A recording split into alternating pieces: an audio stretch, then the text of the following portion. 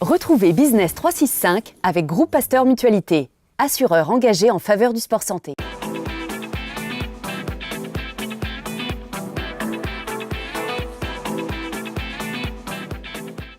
Business 365, c'est parti avec un premier invité, Xavier Aubérin, le président du groupe éponyme. Bonjour Xavier. Bonjour. Alors vous êtes né en 1963, diplômé d'une école de commerce, l'ISTEC, et votre premier job c'était dans la boîte familiale. Vous n'avez pas hésité à travailler ailleurs en se disant tiens, on peut essayer? Non, bizarrement, je n'ai pas hésité. Moi, j'ai vu mon père développer cette entreprise depuis la fin des années 50 et je me suis très vite passionné pour les produits, les câbles, les tresses. Parce que le métier, donc c'est une PME, là, avec le rachat américain dont on parlait tout à l'heure, vous dépassez les 160 millions d'euros de chiffre d'affaires. Quels sont vos métiers? Alors aujourd'hui, nous fabriquons principalement, nous avons 4 business units. Nous fabriquons principalement des câbles électriques de spécialité et des gaines isolantes tressées. Ça, c'est le cœur de notre métier et c'est le métier historique. Nous avons aussi dans nos business units des produits connexes comme les éléments chauffants, les éléments souples chauffants et des flexibles pour les applications sanitaires et génie climatique. Et enfin, et c'est une acquisition plus récente qui est un petit peu déconnectée de notre cœur de métier, mais qui est tout aussi passionnante, nous fabriquons également des dispositifs médicaux et des emballages primaires pharmaceutiques. Et tout ça, ça se vend en France, mais aussi beaucoup à l'international. Hein. Voilà. Vous exportez à 45%. Les grands pays, c'est où? Alors les grands pays sont d'abord les pays limitrophes. Nous sommes très implantés et que nous démarchons historiquement depuis longtemps, comme l'Allemagne, l'Italie, l'Espagne. Mais notre présence est aussi, d'abord, nous sommes présents dans 120 pays et nous vendons en Australie, en Afrique du Sud, au Moyen-Orient, en Amérique du Sud, et bien entendu dans tous les pays du bloc de l'Est, dans l'Europe du Nord, enfin un peu partout. Et les principaux clients, on peut citer quelques noms peut-être de grands clients? Alors dans le domaine des câbles de spécialité, nos grands comptes sont les grandes entreprises de la construction électrique, c'est-à-dire Siemens, Schneider, Alstom, Bombardier, Legrand, voilà.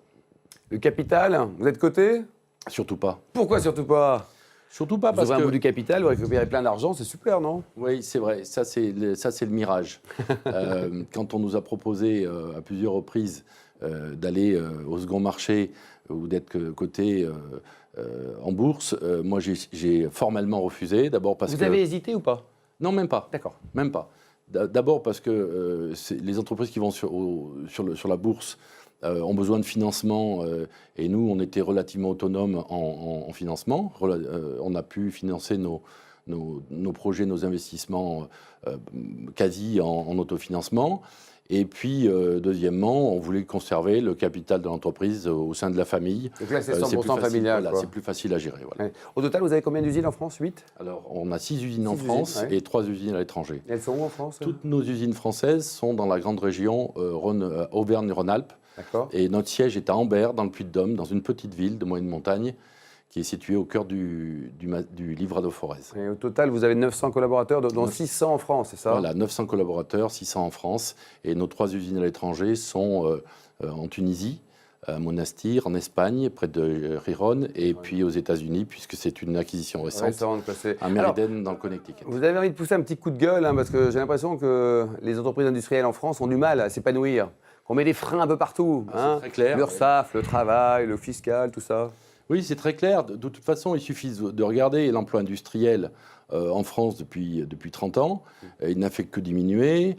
Aujourd'hui, on s'étonne que les marges s'érodent dans toutes les entreprises industrielles françaises.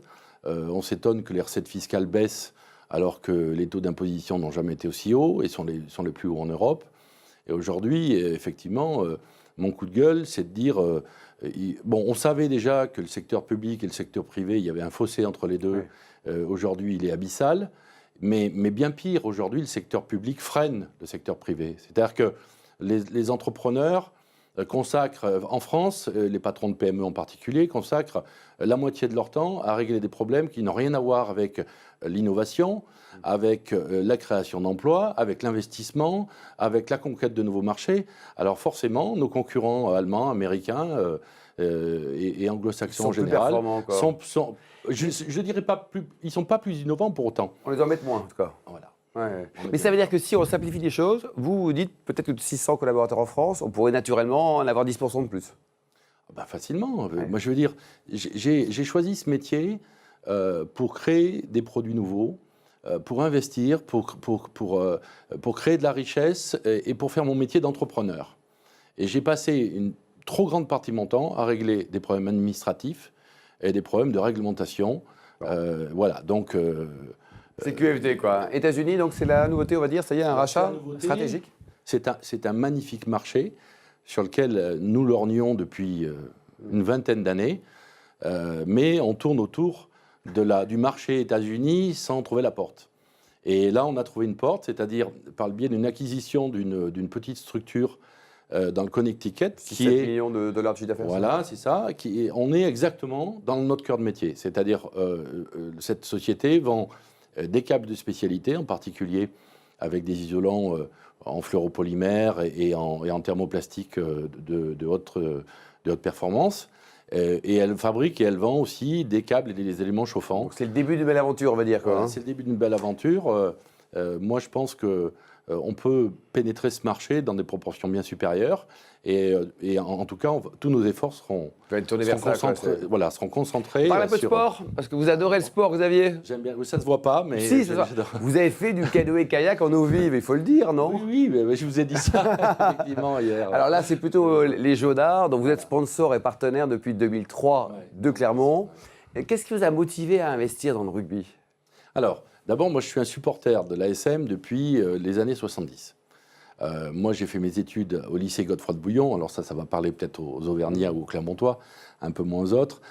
C'est un lycée qui était juste en face du siège de l'ASM à l'époque, et où on passait nos mercredis après-midi à aller faire du sport.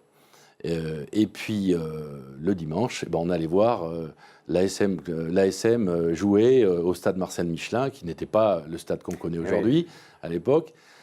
Et donc, j'ai toujours supporté ce club. Voilà. En même temps, pourquoi en 2003? Alors, ça aurait pu être 3 années plus tôt ou 2 années plus tard. Moi, j'ai commencé à soutenir ce club alors qu'il n'était pas encore... Il est toujours resté dans l'élite et dans l'excellence du rugby.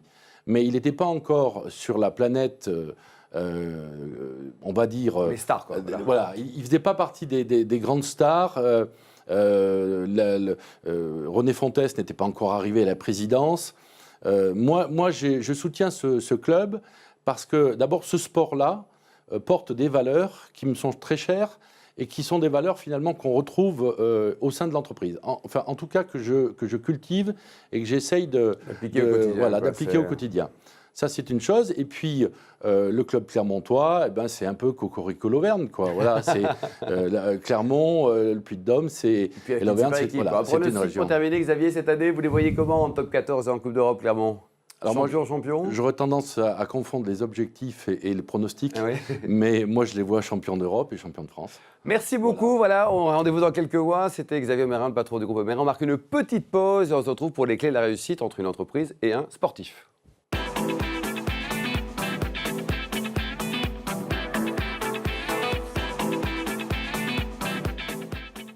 Business 365 vous a été présenté par Groupe Pasteur Mutualité.